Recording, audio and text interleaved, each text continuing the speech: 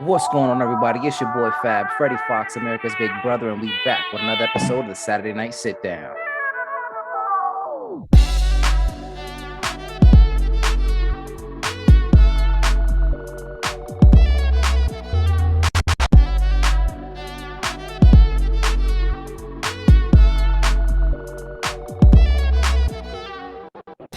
What's going on, everybody? It's your boy Fab, Freddie Fox, America's Big Brother, and today I have the pleasure of sitting with one of my longtime good friends, First Sgt Dan Welton. How are you, man? I'm doing fantastic, brother. Thank you for having me on. I appreciate it. No, man, of course, man. I definitely, like I said, like I explained to everybody, the whole point of this podcast is just trying to help the younger generation, trying to help these kids really understand what it is to be a good person and how to be a good man and really avoid these steps and try to get themselves situated in life. Like I struggled a while trying to find out who I was, what I'm supposed to do, and all these things. And by speaking with people like you and, with help of give a little bit more advice, maybe make things a little bit more clear and set people on a better path than where they are. You know what I mean? I got you. So yeah, man, it's like I know we were chopping it up before this, man, but one of the main reasons, like I said, not only just being such a long time friend, is that, you know, growing up, like we were just saying too, from different backgrounds, different things like that, man, I've learned so much and how your family took me in from day one, in the first sleepover and stuff like that, and really just made me feel so comfortable and so much love and acceptance was just super incredible. And a lot of things that I've seen in your household and things that you guys did as a family there, now I do with my very own family because it was different from, what I was used to, you know what I mean? Like we always sit down for dinner for Thanksgiving, so when I slept over your house all those times and we would sit down and your parents, had me either set the table with the plates or, get things going and stuff like that. And we just had a conversation was so beautiful. And every day for dinner, man, it's a point, like I tell you that with me, my wife and my two kids, that we sit down at the table and just talk about our days and see how it is like that and really have sense of that. And I have your family to thank for that. You know what I mean? So I truly appreciate that. Yeah, because we got up at like what, first grade, like we were 6 years old. Yeah. So just the and same thing with your family. Because completely different culture. The whole Puerto Rican side is something that was very well introduced to at a young age. So those definite blendings and exposures to different cultures really shaped how I became as a man also, and how I interact with my own family and my own kids, because we're my family right now, my kids are living in Alabama right now. A little long story on how all that happened, but it's completely different than from where I grew up, and from where we grew up in Connecticut and Stanford. Is been all over the place. Been lived in Germany, lived in northern New Hampshire, which and Colorado, Georgia, Alabama. I'm out in Texas right now. So just the constant moving around is put a huge impact on my life, and it really started at that young age, and started out hanging out with your family also. No, awesome, man. And I appreciate that. It was just all love. So that's what I wanted to get us to talk to and just seeing it and share different experiences and stuff like that of where we are. So normally, and like I always do it on my podcast on these episodes, is I started off with this question for you. And to you, what are the qualities or characteristics that you feel make up a good man or a good person? So quality and characteristics that make a good man. First off, honesty and loyalty. If you say what you mean, and you do what you say, that's a trademark of a man right there.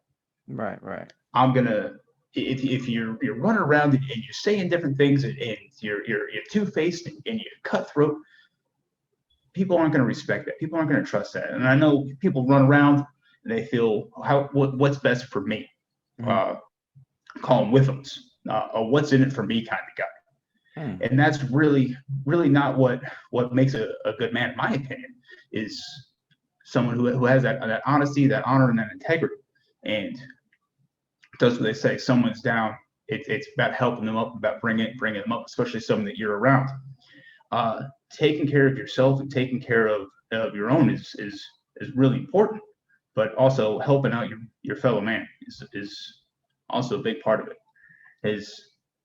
And if you have that reputation of being honest, and doing what you say and following through, that's a reputation that money can't buy.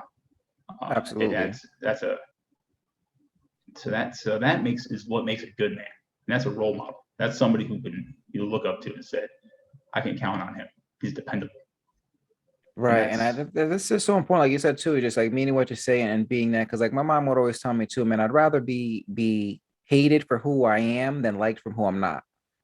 And really Mm-hmm. making sure that, staying true to yourself. And those are the important things too that she taught me too, is really looking out for people because and I say this all the time, man, I absolutely love people. I like to sit down and talk. I'll have a conversation with anybody, anywhere, at any time, any place, because there's a whole part of also too, like I get a lot from that too, just learning from their experiences, learning from their past, learning from things that they have been through and stuff like that. And always trying to help somebody out when I can too. Like I tell my daughter, if you see somebody and you could help, just help. You don't know what's going on, you know what they're going through and stuff like that. But if you have the ability to help, just do that because it'll go such a long, long way and really start building a better, character for yourself, and being that kind of person, but also how people look to, like you said, to being dependable, somebody that can rely on and trust and know that they have their back because it's that too, loyalty and honesty and all those things are so important in being somebody because you don't want to be shady. Everybody knows that shady person at workplace or wherever, that person Yeah. that's just kind of like you Yeah. don't trust them as far as you can throw them. Yeah. You don't want to trust that person. You don't want to be that person. The shady, they're the scumbags. And there's an ulterior motive into the reason why they're shady. And it's not to help out you or to anybody else on that team. It's about what they can get out of you. How much blood can they suck out of you before they leave? Like you said, the Whiffums, right? Like The Whiffums, man. I like that. I like that, man. Yeah. So along with those parts too, as far as like those being characteristics and stuff like that, and to you, what are some of your most important morals or things that you really are just do or die for you that you stick to no matter what? You know, uh, what's the golden rule, right? Treat others as you want to be treated.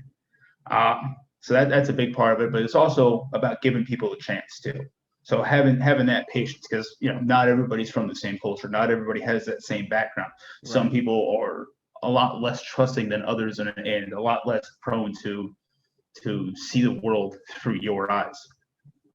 But just treat people how you want to be treated is a big thing. And I kind of got a 3-strike rule with a lot of people. Is I treat everybody fairly with ethical and morality and how I want to be treated. And then if they don't return that to me, I'll give them a chance.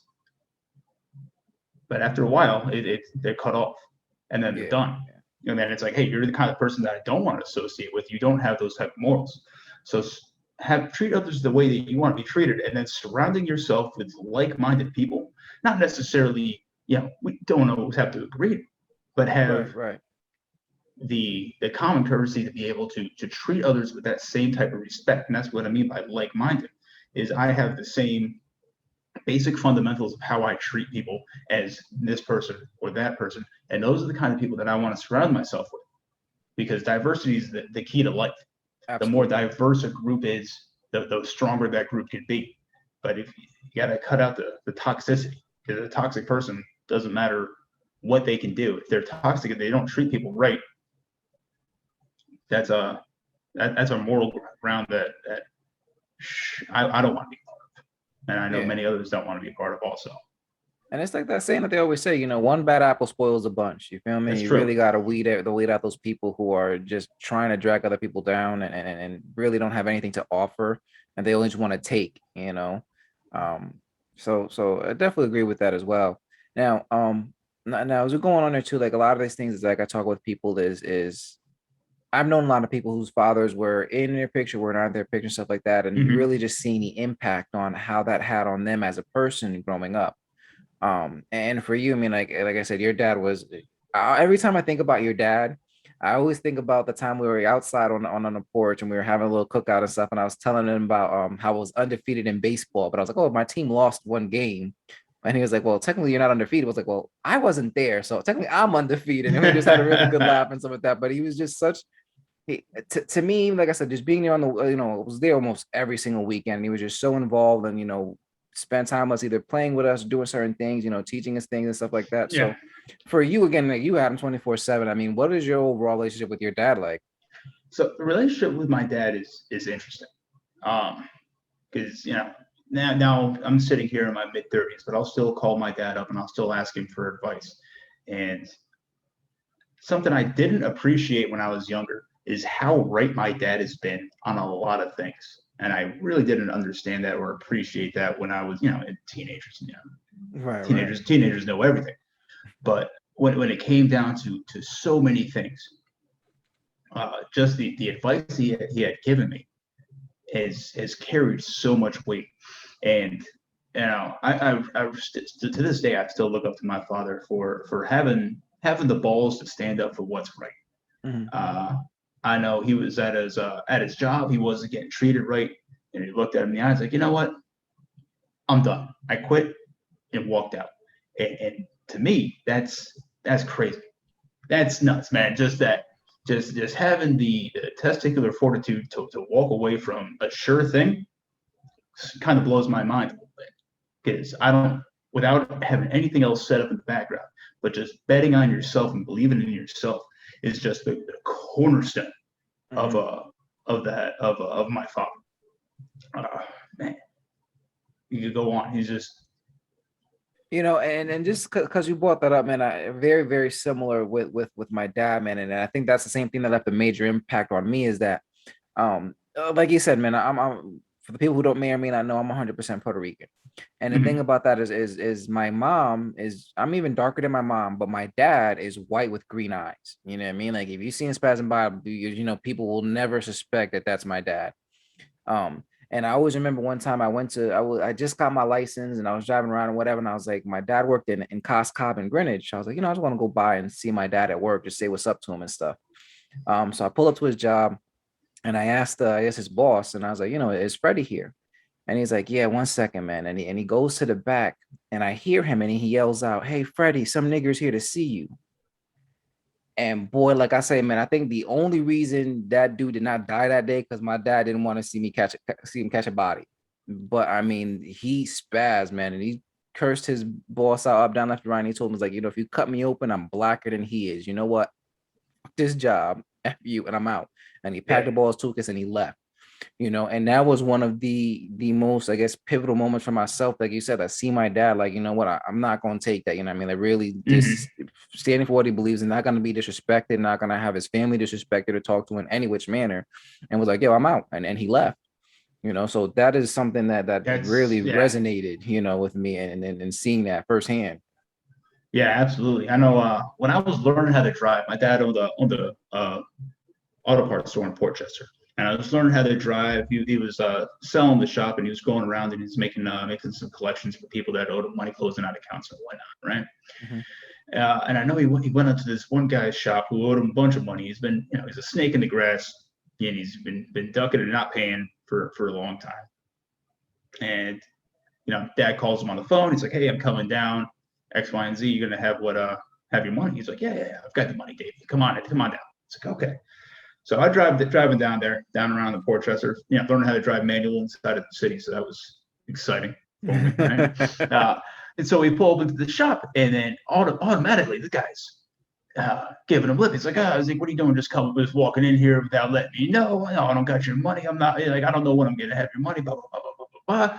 And he's like, okay, said a couple words, and we get back in the car. He's like, and stay here for a second. And he gets back out and he walked into the shop. And there's probably about 15 guys working in there. And I don't know what was said. My dad told me what he said, but I'm not going to get you demonetized here. And he, just watching that, just walking up and just standing up for what's right and what's owed to you, man, that left such an impact on my life. So much. I never knew the end game of that story. My dad got all of his money or not. I never knew. I never asked. After watching that conversation and watching that go down, it's like, okay, that's a touchy subject that I'm not going to bring back up. But just that whole conversation, get back in the car, I said, you know what, just stay here for a second. I'll be right back. Keep the car running. No. And like I said, man, your dad is what was an amazing person, man. It was an amazing person. And it was so cool, again, just being, like I said, that being so welcoming and just so at home and really just feeling out as one of his. And even that too, man, like I said, your family would take me to church with you guys. Yeah. You know what I mean? Like, and all those things. So all those things were, again, like just showing me what it's like to be from somewhere else and just understanding and really just having that sense of love, just for anybody. You know what I mean? Like it didn't matter, and I don't want to get too deep into it because again, it's not about race. It never been, but like it really didn't matter what I looked like, where I came from, anything like that, man. Your parents saw me, I was a person, I was their son's best friend, I was here, and they were gonna take care Yeah, of me and protect me, and they did that every single time I was over. which And I which is really funny. appreciate that. Which is funny because that's going back to the early '90s that Hmm. you and I first started hanging out. And here we are 20 years later, and people are having that conversation like, oh man, diversity is just, everybody became really tribalistic lately. Hmm. Whereas, when we were kids, I don't think it was, I don't know, maybe I'm naive, but I don't Yeah, remember it being that tribalistic when we were I think it kids. was just like, I mean, your parents were just like that, man. They were so good at just showing, and just it didn't really matter, Yeah. And unfortunately, like just for myself, and even at that, man, I would go into the bodegas where I used to live at, and Hmm. just the people there being Spanish descent, they didn't know I was Spanish. I just looked like some other black kid in the street. I remember walking in there one time, and this lady yelled to the guy in the back in Spanish, "Watch this kid, he's gonna steal something." And of course I understood exactly what she was Yeah. saying, but I played stupid. I was gonna go in there for my bag of chips and my soda, but I was like, you know what? Let me see where this goes. So I started walking up and down the aisles and stuff like that. And I would see the guy at the corner of my eye, like just follow me around the store with a broom, like he trying to be slick. And then I finally get to the front of the store and I started asking her for some things behind the counter in Spanish. And she turned so red, so red. You know what I mean? Like, and I wasn't gonna flip, but I just wanted to let her know, like, just you don't judge a book by its cover. You don't No. know who or what or where they're coming from, and I think it's just more like you said now, like it's social because of social media, because of the smartphones, all Yeah. the things that people are able to record and put things out there and really create that divide and unnecessary things. You know what I mean? Like when everything, and I say this too, because I reached out to your brother too, when everything happened with George Floyd and all this stuff about people hating on cops and stuff. And I know yeah, I don't know if he's still in part of the NYPD. Yeah. But Yeah. I He's know at still in the the time South he Bronx. okay, cool. Because I remember he was out there, and I remember people just wilding out, and I remember this one cop they just walked up to the car and they shot him dead, and my heart dropped because I was like, man, if that's what I'm gonna lose my mind because people just being ignorant, they don't know who Will is. You know what I'm saying? Like, Yeah. and how he was for me again, like just a big brother. You know what I mean? Like he would tease me like a big brother, and we would play around, play fight, and jumping down. But he was also there, just let me in his room, play on his computer and stuff like that. So I just know him as a person, know you guys as a family. So that I was just like torn because if something happened to him because of people being ignorant and not knowing the type of person that he is bananas and retarded to me, Yeah. just point blank. You know what I mean? Like, Yeah. Yeah, man, it was definitely scary. That was definitely some scary times. I'm hearing all this stuff, man. Uh, brothers like it's like, hey man, you be careful. I was like, don't worry about me. Don't worry about me. right, Like I'm fine. Like you're in the South Bronx, man. You need to take care of yourself. You need to watch yourself more than yeah, I need man. to watch mine. I got me. Don't worry about me. I'm in the Middle East. I know where I'm at. Don't worry about Right, me. what I'm I'm saying? fine. Like, what the enemy looks like Yeah. here, you know what I'm saying? Like some dude just coming up out of nowhere, just you don't know who or who you can't trust and stuff, man. But I just I I worry about him. I think about it too with all that stuff that's going down because again, just I know how you guys are, I know the type of people that you are and how welcoming and loving and stuff like that. It was just very, very scary for me at the time and just seeing that stuff, you know what I mean? Yeah. It's scary for a lot of us, man. Really is, and it's still there. Yeah. The it's still there. I don't know. It's something else. But Yeah. hopefully, my brother told me his story about when they finally, once things started calming down in New York and they got back and they doing the regular patrol, some lady in the South Bronx came up and was like, "Hey, thank God you guys are back, keeping our neighborhood safe. I appreciate that." That type of stuff, which is uh, not on not really heard of in that part of the city. So Yeah, yeah. And that's my thing too, is that like we said about being tribalistic and all those things is like, oh, like all cops are horrible. No, what I yeah, mean? Like anywhere you go, it doesn't matter. I don't care where you're from. There's gonna be a few bad apples. of You know what I'm course, saying? Like of course, there's nothing that's perfect, you know what I mean? But you can't paint an entire, group of people just like that because of one person and one incident. You know what I mean? Like or several people. I know it's happened several times, but that doesn't mean that everybody's like that. You know what I yeah, mean? and People join to be safe. yeah, and like you said, the social media is really intensified that whole thing because I can record 5 minutes of a situation not knowing what happened before or what happened Right. after, but I can show you the same thing. And a lot of that same stuff happened for where I was in Iraq and in Baghdad. You see stuff on the news, reporters about X, Y, and Z is going on. And you're like, that's not really what went down. It's not really how it happened. Fortunately, we not too much stuff going on, but like we run the investigation when I was in Baghdad for things that were not necessarily true, but for part of the story got out, right, but not the whole thing. And then next thing you know, I'm under investigation. Now I'm locked down. I can't go here. I can't go there. This is going on. I'm getting interviewed by this guy, by that guy. You're like, whoa, what the hell's going on? I'm like, oh, this is what we heard. It's like, from who? None of that's happened. What are you talking about? Right. Like, what? So social media's really blown that up. And like I said earlier, about having patience. If you want people to have patience with you, then you need to have patience with other people. And it's have to treat others the way that you want to be treated, and in all aspects. Yeah, it's easy to say that and say like, oh, my people are being treated like this, but like, back off the tribalistic, because you don't know what that guy did. That guy, you may not want that guy in your camp because he may be that shady character. He may be that snake in the grass who's cutting people's throats, but because he looks like you, or he's the same religion as you, or this or the other thing, you think he's part of your group. He's part of your camp. He may not judge people by their merits. Exactly. Man, it can go so far. No, definitely, and kind of go off there too, because I know, like I said, that that with your dad and having that relationship, and like you said, you took for granted a lot of things that he showed you, just how right he was about things. Mm-hmm. For you growing up, man, what do you think is the most important thing that you've learned from him? I think the most important thing my father ever had me do was talk to people.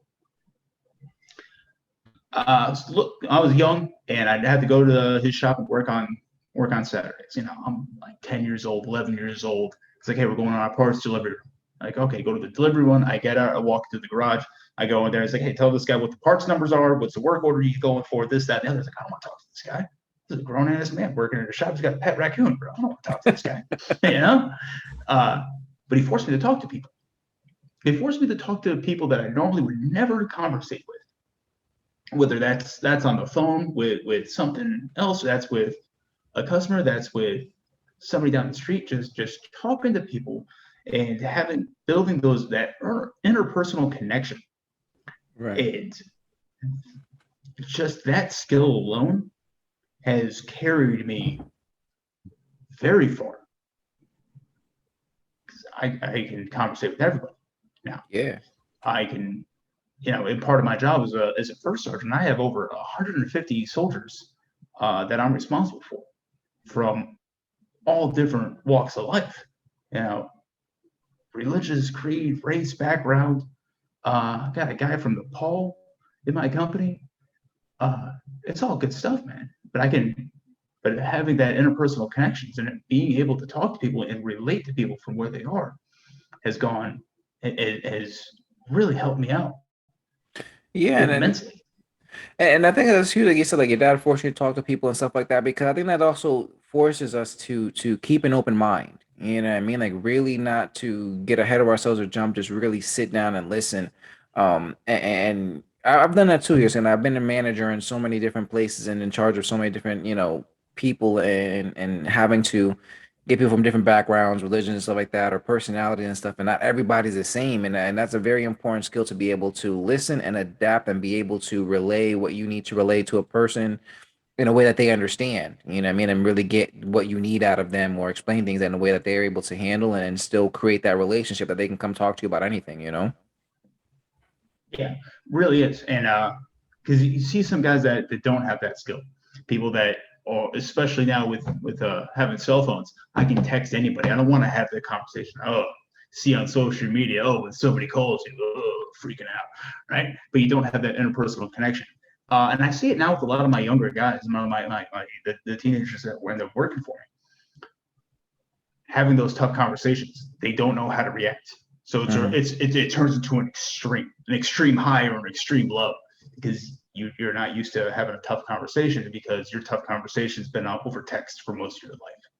You've asked a girl out over text. You've gotten broke up with over text or over face chat or whatever it is.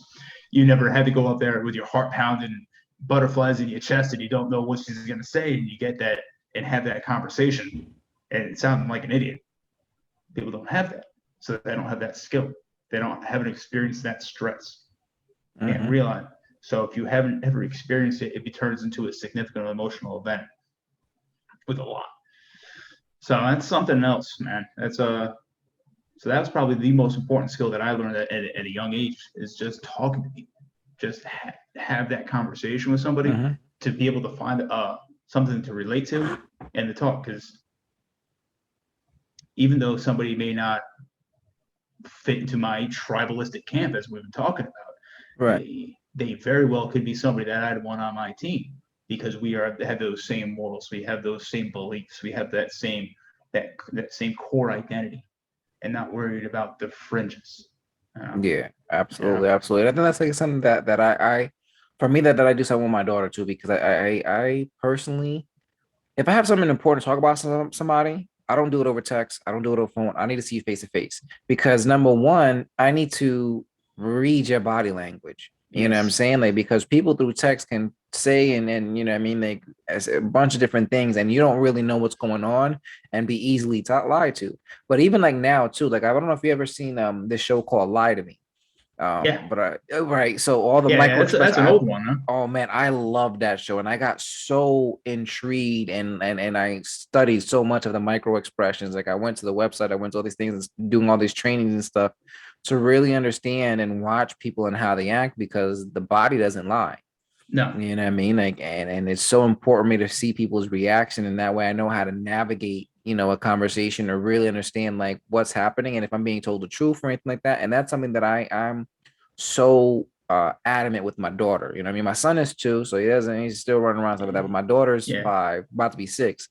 And for the longest, man, one of my biggest thing is I tell her, don't lie. Don't ever lie. I don't care what it is about it, whether it's good, bad, or whatever. Don't you ever lie.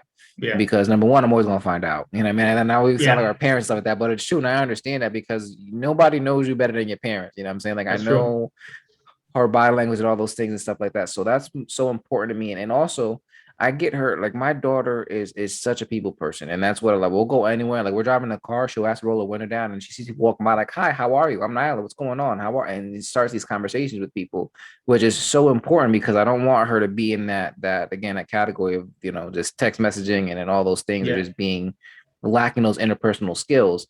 And then for you, what are some of the things that some of the most important things that you try to teach your kids? I try to teach my kid, my son especially. My son's 11 years old now. Wow. Right? So my son's 11. So probably the biggest thing that I try to teach him is you have to believe in yourself. You have to have confidence in yourself. And whatever you attempt to do, you got to put your full effort behind it. You can't go into anything half-assed and undercocked. You got to be ready to go. You have to put in your effort. You have to put in the work to be good at anything.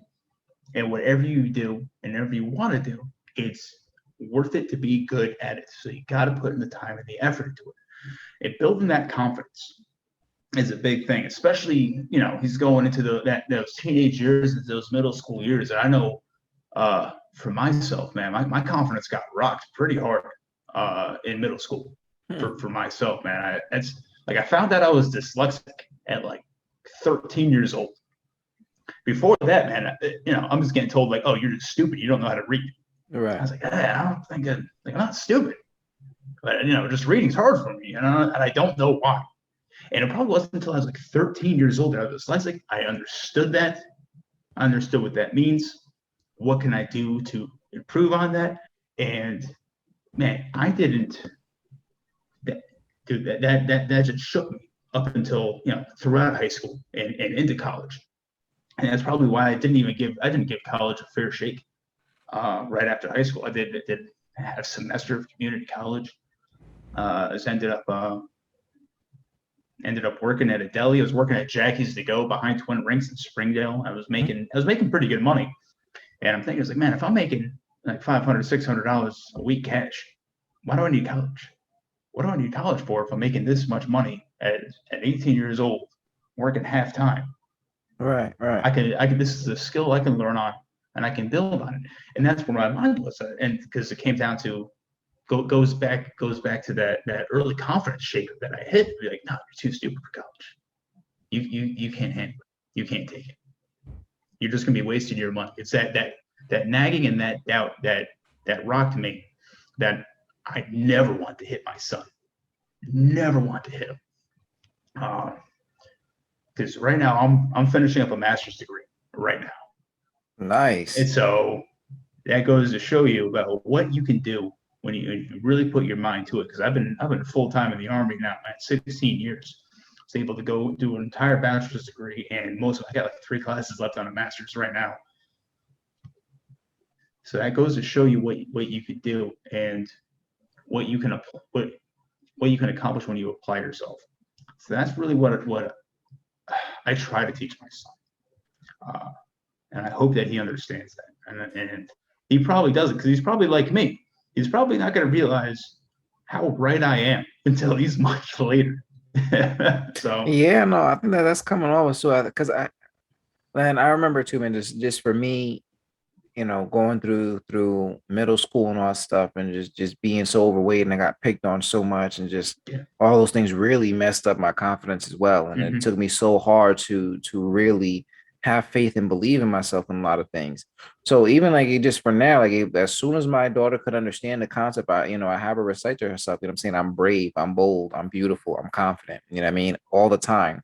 And don't let anybody else try to bring you down or disrupt that things, because it's hard, man. I mean, like in all those things and it's not so much about what people say that much. It's a bit that they start the little that little voice in your head, and then you yourself start to exaggerate it, and really your mind, like I always say, man, my mind is a very scary place. I'm saying, like, you let yourself wander and you have a little thing of doubt, like, oh, you're stupid, then it's like, oh, you can't do this, and you really start beating yourself up, and that person is long gone and disappeared, but now you're still left with this little demon in your head telling you that you're not good enough for certain things.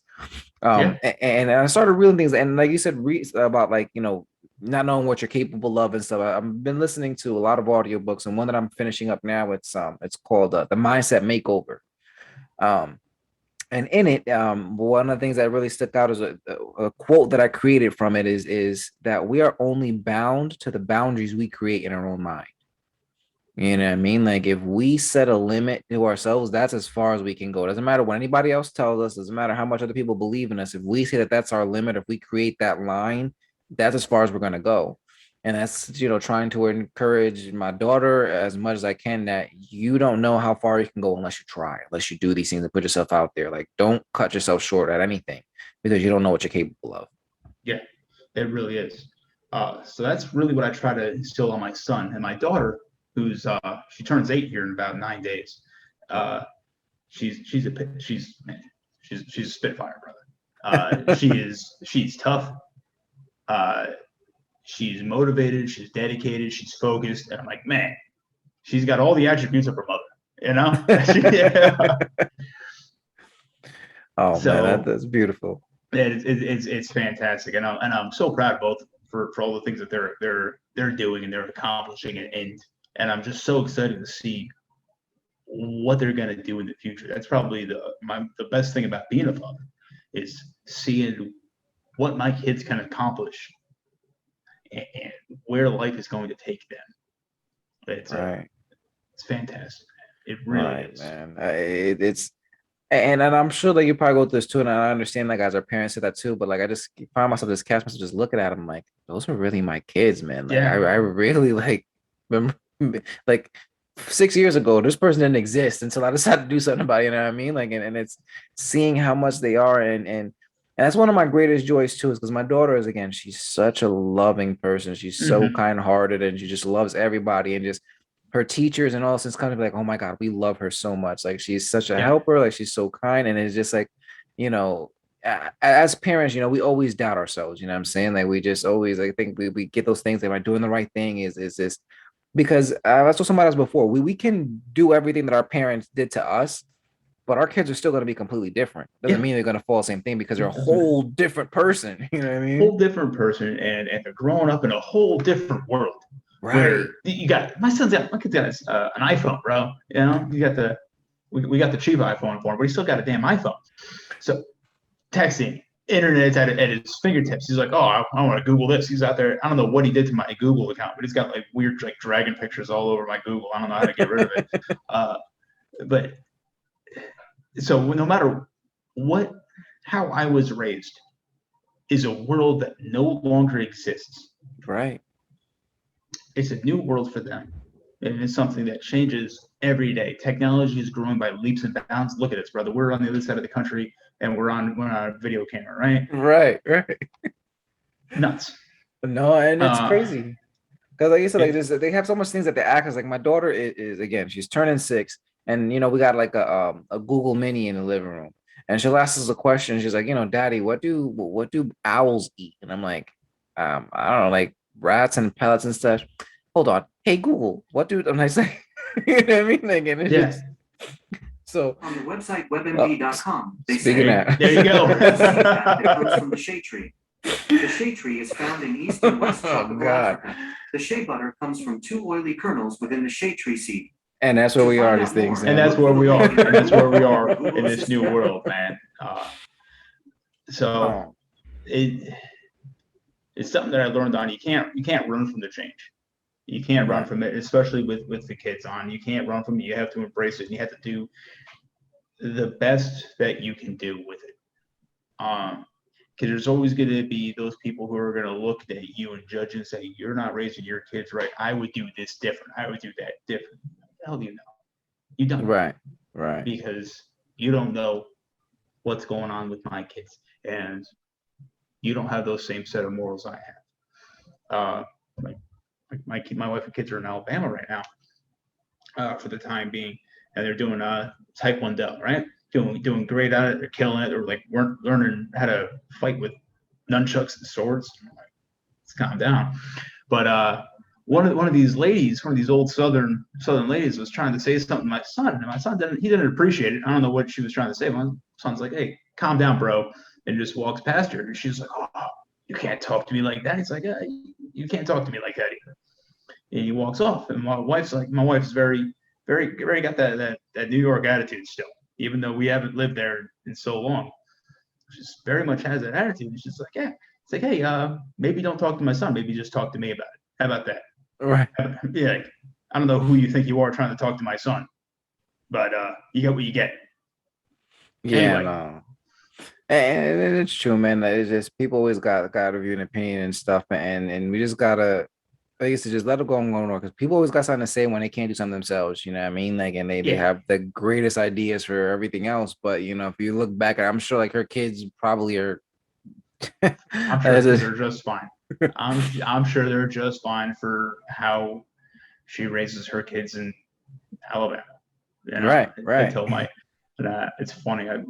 We've lived there for about 5 years, and I tell my son, it's like, hey, just because we're living in Alabama does not mean we're going to talk like we're from Alabama. So do my best to try to keep that southern accent away from them, but I think that's a losing battle.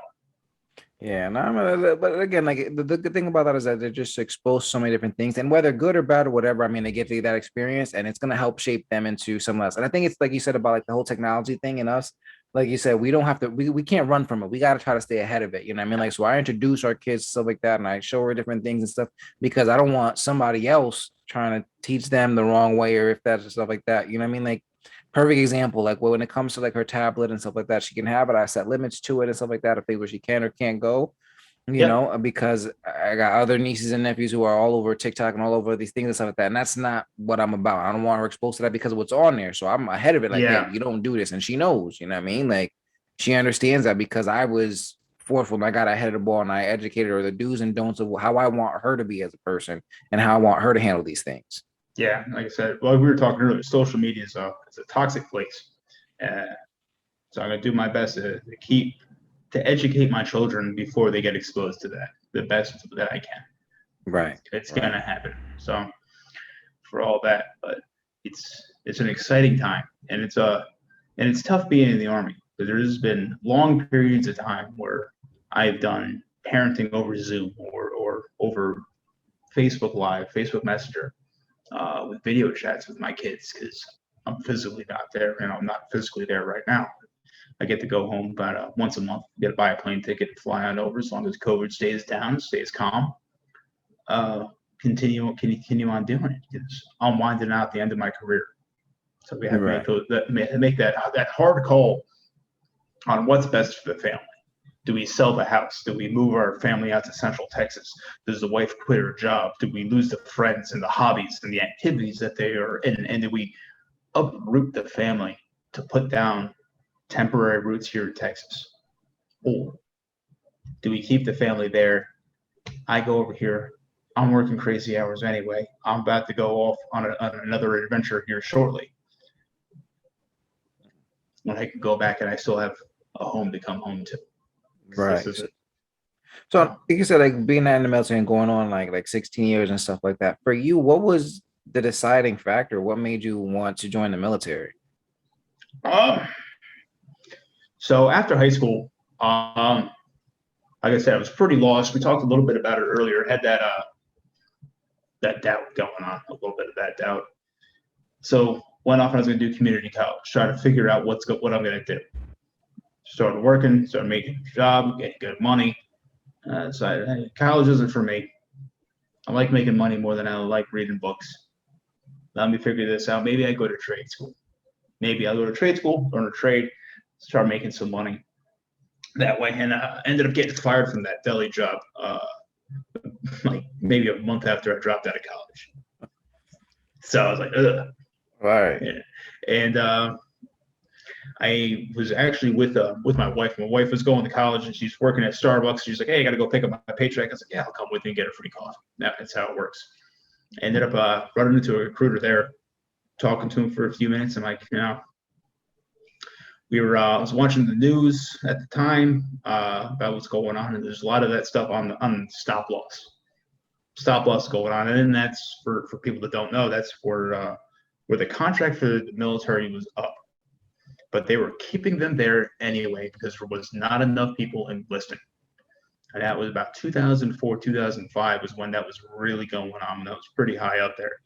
And I remember sitting to myself thinking, it's like, what the hell's wrong with me? What am I doing for all these guys that have already been out there? They've already done their time. They've already been over there. They served it. And now they're saying they can't leave because people like me aren't stepping up to the plate. I was like, I can't do that. So yeah, I enlisted, went off. Originally was going to be a UAV pilot. UAV pilot didn't work out. Wasn't so much available. And I was going to go do work on Apaches. Right. And I thought my recruiter was lying to me when I got in there and I'm ready to sign the contract because it's a 6-year contract for anything in aviation, and I wasn't aware of that. Wow. The sign on the line. I figured I was doing 3 and done. So I backed off of that, and I ended up joining the Army to be a tank mechanic. And figured, hey, do 3 years here, get back off, have money for college, try to reassess where I am in life, and go out there and apply it. So the decision to join really came out of 2 different places. One, I had dropped out of college and I had lost my job. I looked around and I seen all my friends are going off to different places. I got friends that were in college across the place, friends that have gone abroad, guys that have gotten accepted into very good schools, people that are working, making money, and here am I. You get a job working at Trader Joe's. I don't want to work at a grocery store my whole life, bro. Right. The world's passing me by at a young age, and I'm watching everybody sprinting down the track, and I'm standing still, and that drove me crazy. Combined all that with me talking to this guy at Starbucks, well, that's really what drove it. It's like I was lost. Bottom line is I was lost as a young man, and I needed something to do, something to jumpstart me. And that's what I was looking for. And I thought the Army would be a good place to jumpstart. And I was talking to my father, and he's like, hey, you're going to go off there. Yeah, the Army's going to get what they want out of you. No matter what, you got to make sure that you get out of the Army. You get something out of the Army. You get what you want out of the Army. He's like, so we talked, we go over the options. I was like, yeah, it's like, hey, I like fixing stuff. I like figuring things out. So agreed on doing something mechanical, something technical, a technical job where I could have at least a base foundation of a skill when I walk out. So it's not, like, oh, cool, bro, I can throw a hand grenade 50 meters. Awesome, man. That doesn't really apply too well to the civilian gig, right? Right. So went off to fix tanks, and that was pretty cool. And I learned a lot, and really doing that job is really when I found out just how to really deal with my dyslexia a lot, because I'm reading these technical manuals and real precise stuff. It says troubleshooting this here, this wire there, this is their power X, Y, and Z. Yeah, a lot of electrical troubleshooting, and you read something wrong, you do something wrong. It's a big deal. It's a big deal, man. You're talking about tens of thousands, if not hundreds of thousands of dollars worth of equipment that you're charging the taxpayer dollars. Then you're spending 2 or 3 hours replacing it. Come to find out, you're an idiot and you did it wrong, and now you got to start again, and you're getting chewed up. So I learned that, and I focused a lot on that, because what my grandfather told me was anything that you're gonna do is worth doing to the best of your ability, and I try to drive that to my kids now, which was driven on to me. So I saw my shortcomings, saw my deficiencies, and I built on that, and I divided on that, and worked really hard to get better, and went off to Baghdad, and that's really when that job became real. I had a lot of buddies that were tankers, and they depended on me to keep those tanks rolling so they could roll out and they could be safe. If I couldn't do a job, I'm putting my friend's life in jeopardy because he's not in the tank, and we got a mission where we need tanks. So that's when it became real. And had a lot of sleepless nights, a lot of sleepless weeks, keeping tanks up, keeping tanks running and rolling. And that really just changed my entire outlook of a lot of things. Baghdad in 2005, 2006, 2007 was definitely a pivotal moment in my life, and changed me forever, for good and for bad. So being there, like you said, like too, I mean, like I know it's, you said it helped you out as far as like with your dyslexia and all those things, and really changing things for yourself. Like out of your time in the military, stuff like that, and being there, what is some of the most important things, or like some life lessons that you got out of that? Some life lessons that I got out of the Army, bro. I've been in the Army 16 years. Completely changed my entire outlook of how I approach anything and everything. Solving problems, no matter if it's a technical problem, whether it's a personal problem, whether it's whatever it is, having the ability to problem solve and think outside of the box to come up with unique and diverse situations that can attack problems as they come, which is fantastic. So that's what I ended up going to college for. Went to college for marketing, getting an MBA in project management. What's the problem? What can I use to solve it? And I take away a lot of those skills. And here shortly, I'm going to become a civilian again. About 3.5 years. I've become a civilian. I haven't been a civilian since I was a teenager. And I got to apply those skills that I've learned from the Army and from the military into the civilian workplace. And the best skill that I can take out there is, I can fix a tank. Yeah, I can throw a hand grenade 50 meters.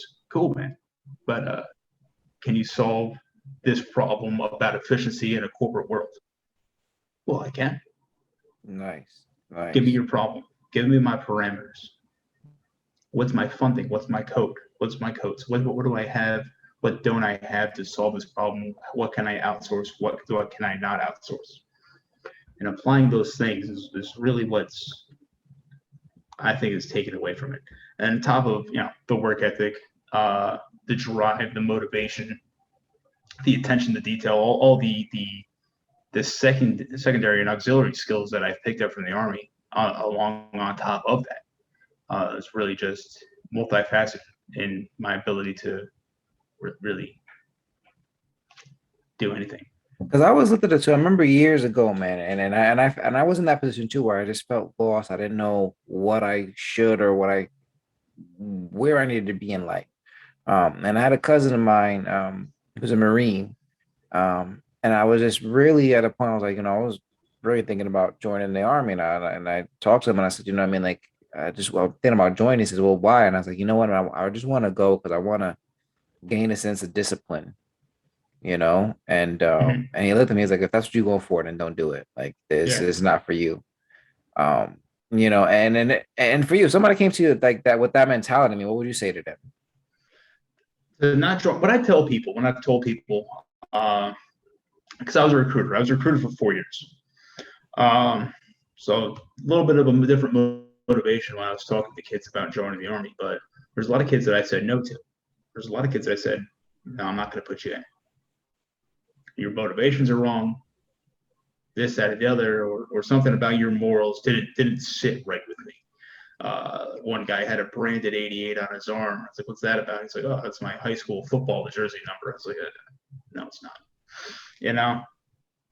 And those type of things about. So what I would say to that about somebody saying, oh, you're going to join for the wrong reasons. It's nobody else's call about what's the right reasons other than yours.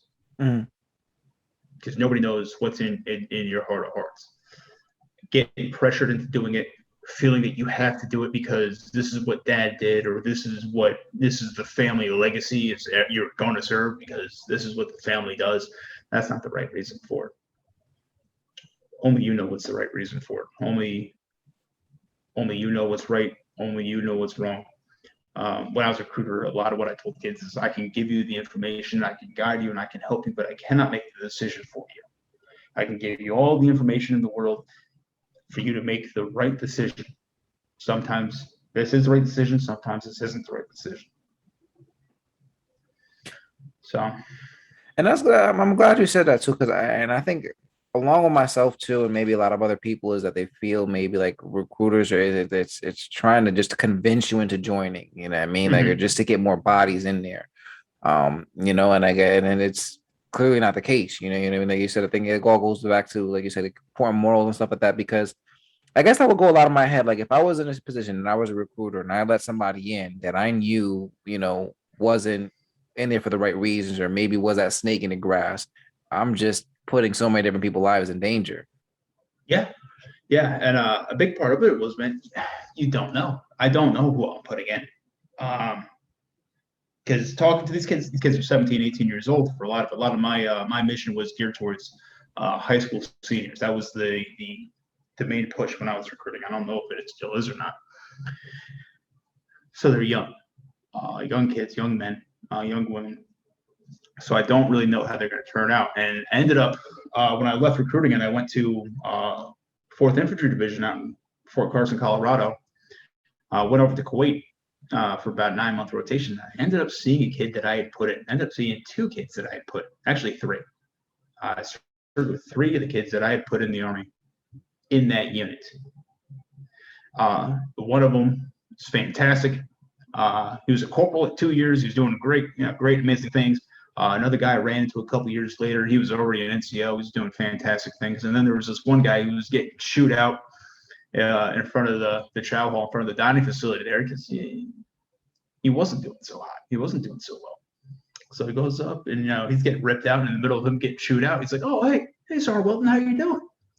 He's like, how the hell you know that guy? He's like, oh, he's my recruiter. He put me in the Army. The guy looked over at me dead ass. He's like, it's your fucking fault I have this kid? I was like, yeah, it is. Sorry, man. Wow. He was 17. What do I know, right? Anyway, I'm walking off. So I just said that too. Like, I mean, going in there and as we winding down, man. I guess, like I said, for people out there, for you personally, and maybe a little insight, man, what has been the hardest part of being in the military? The hardest part about being in the military is the constant moving. The moving, whether if I'm permanently locating to a different part of the country or a different duty station, or I have to go on a rotation, or I have to go on a deployment where I'm away from my family and away from my kids. That's hard for me. Another part that's really hard for me is I'm in the Army. All my friends are in the Army. They have kids. They have kids my son's age. They have friends my daughter's age. They become friends. They leave. So it just doesn't impact me. In the last 2 years, my son's lost 4 of his best buddies. They're gone. And that's tough. The constant changing is tough on us, especially once we decided that we're gonna set down some roots for a couple years, and we're gonna start getting some morals, and we're gonna build some foundations here. That became hard because we stayed still and other people left. So that's been the hardest thing for me. When I came in, it was before the surge in Iraq, and it was I joined up knowing I was going over there. Kids nowadays, they're not. So part of what's really hard for me is saying I have experiences and I have skills that a lot of people don't have anymore. I've seen things that people see in movies, people read about in books. I've done things that people do in video games, right? If I don't pass on those skills that I've learned to this newer generation, who will? So that's been that inner monologue of mine about why I stayed in. It's part of the reason about why I stayed in is this. I have these skills. I need to pass them on to the next generation, because if I don't, who will? Right.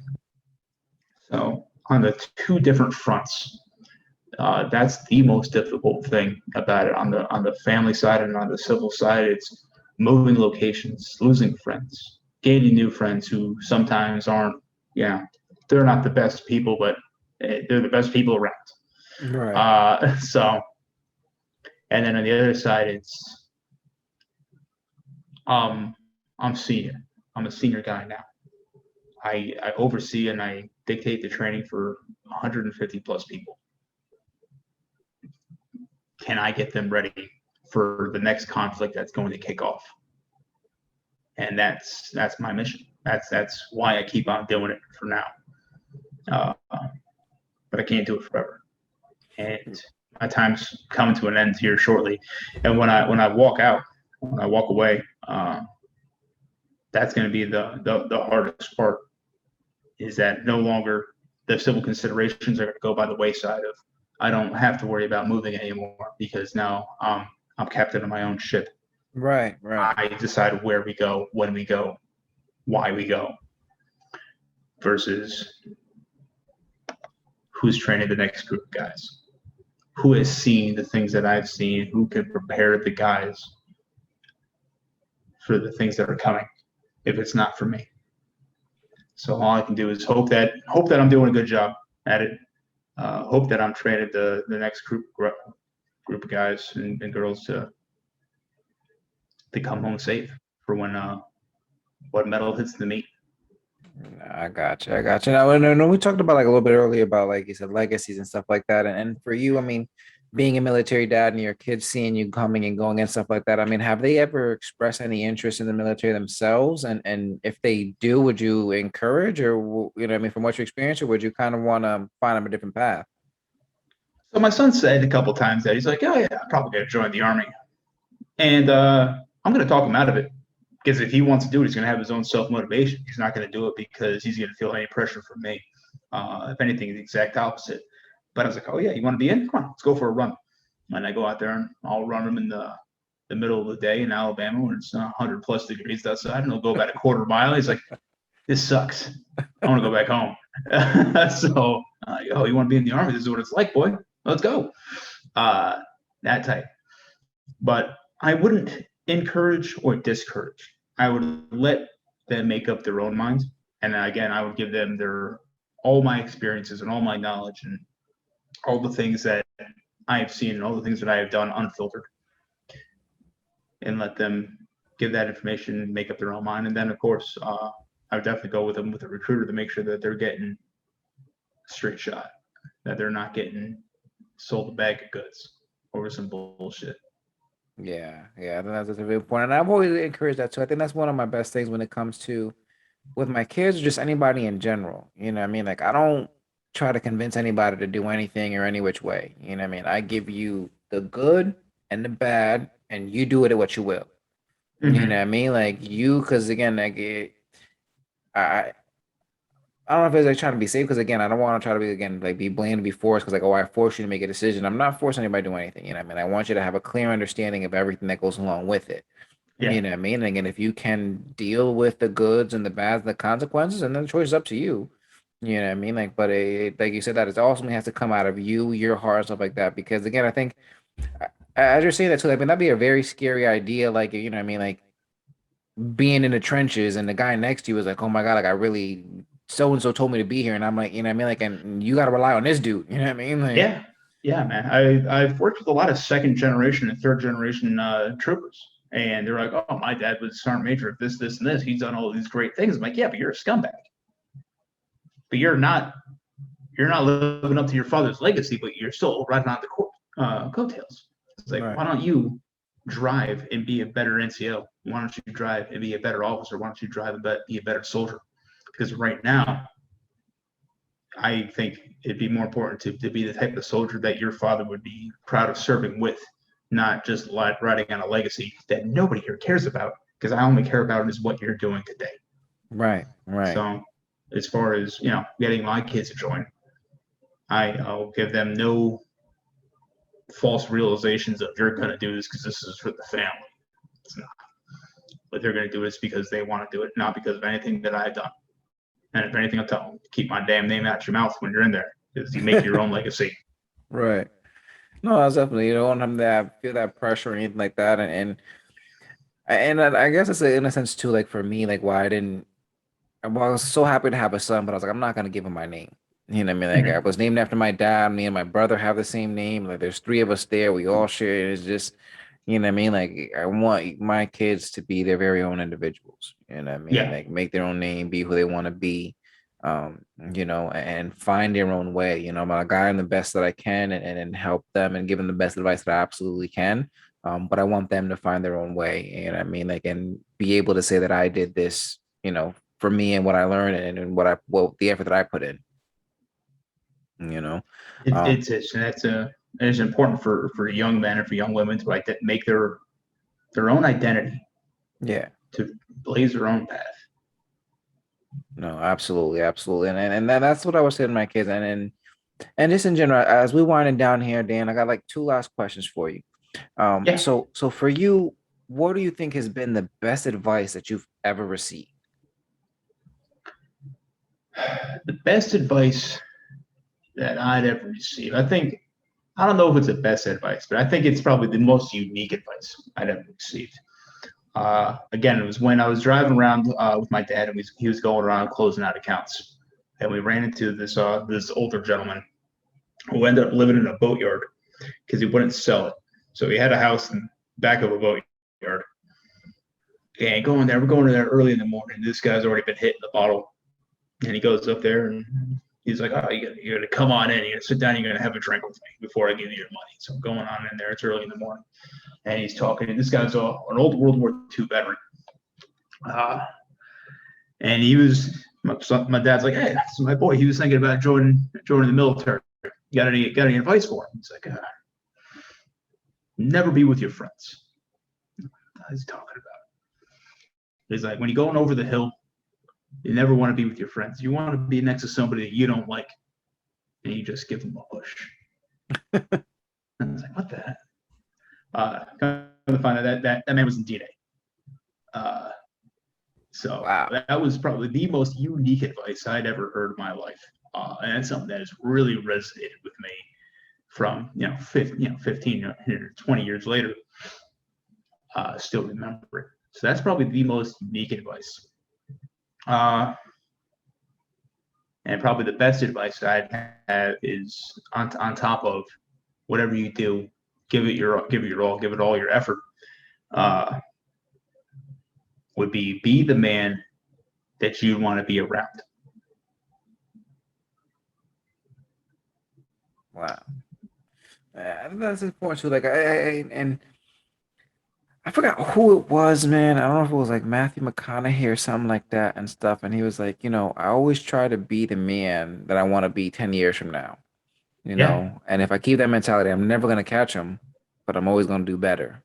yeah, And that was one of those things I was like, wow, man, that's pretty deep. And I think that's kind of what I've started, doing more and more over the last couple of years is because I've was been beating up myself for so long and for so many reasons and I started to sit back. I was like, you know what, like I only and especially more so when I had my kids, I was like, you know what, I need to be the best version I can possibly be in myself.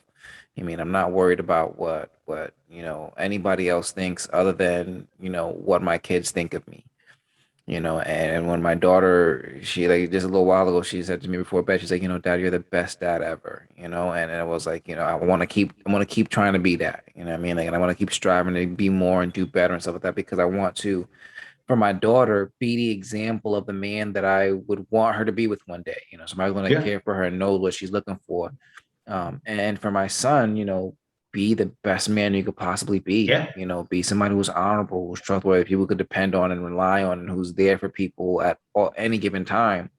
And really have those strong morals, like I said before about loyalty, honesty, and really, do what you say and say, what I mean, like that. yeah, What I'm saying is, but just do what you say and say what you do. yeah, man. Every father is a hero in their son and daughter's eyes, in their child's eyes, and it's up to us to stay that way. Yeah, definitely, man, definitely. And for you, and I know probably one of those things too, when it comes to looking at the younger generation. But what would be some advice that you want to give to the younger generation and all these people coming up? So the younger generation, I would say, is don't be afraid of hard work. Don't be afraid of what others say, and don't let social media impact your life.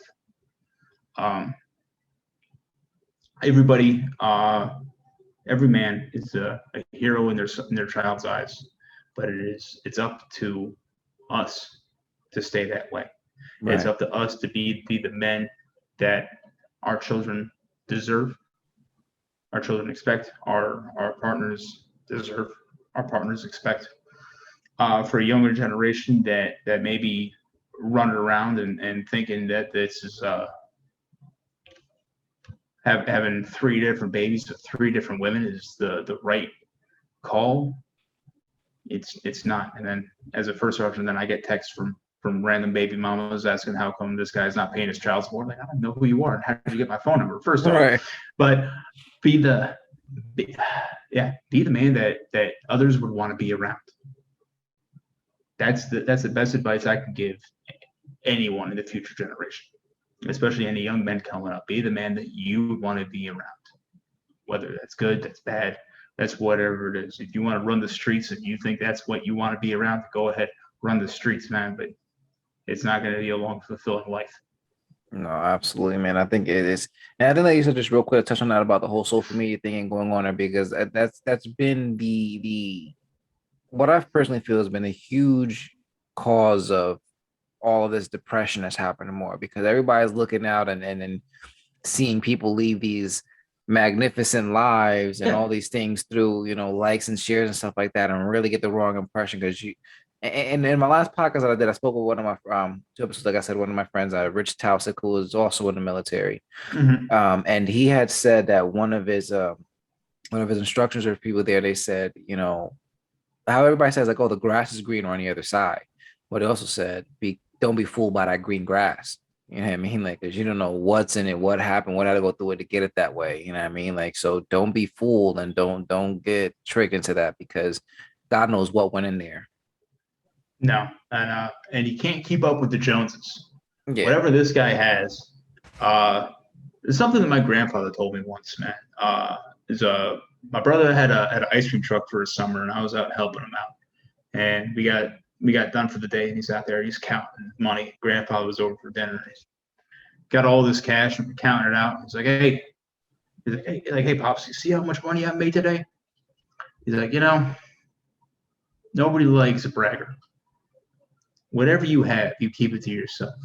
Nobody wants to know how much money you have. Nobody wants to see how flashy of a car you drive,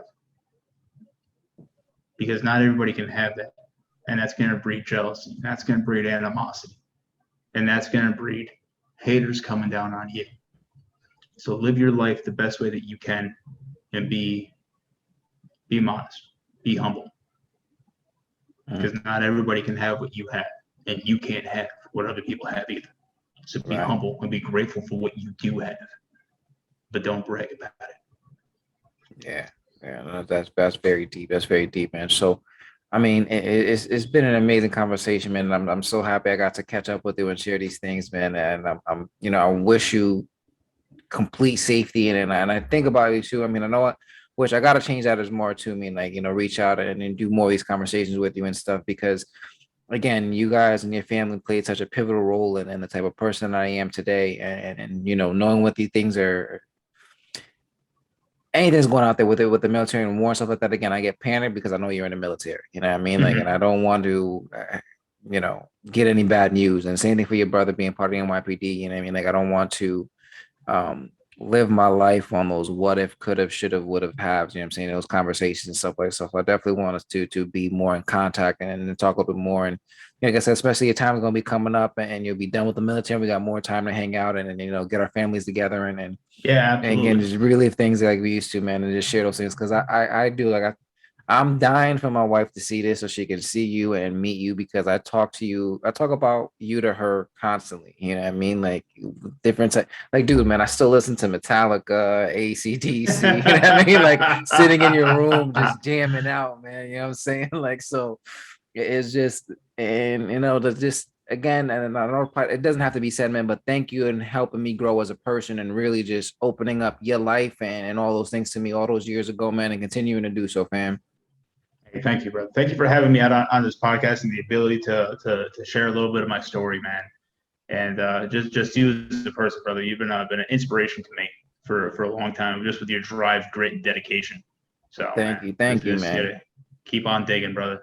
Oh yeah, man. I went to a couple events. I went to an event today back at school, and I made some connections and meet these people and stuff like that. And like I said, man, I'm constantly receiving affirmations and all these things that I'm right I'm on the right path, and I'm doing what I need to do, and I'm so happy and feeling so fulfilled, because like you said before about like keeping up with the Jones and stuff like that, and I want to add on to that is that do and be what makes you happy. You know what I'm saying? Like, regardless of what anybody else thinks of it, because people are always going to have an opinion. Like we said about raising our kids, people are always going to have an opinion about what you do with your kids, or what you do for a living, or how you interact with whatever. Like, everybody's always got an opinion, but the only opinion that should matters is yours. You know what I'm saying? Like, do what makes you happy, and you will never be sad again. You know what I mean? Yeah, man. You gotta do what's right for you. You only you know what's right in your heart of hearts. And that's what it is. Be the man that you want to be. Be the man that you want to be around. Absolutely. Well, thank you so much again, man. And as I always say, everybody, no matter who you are, no matter what you've done, your big brother loves you. Stay blessed, everybody.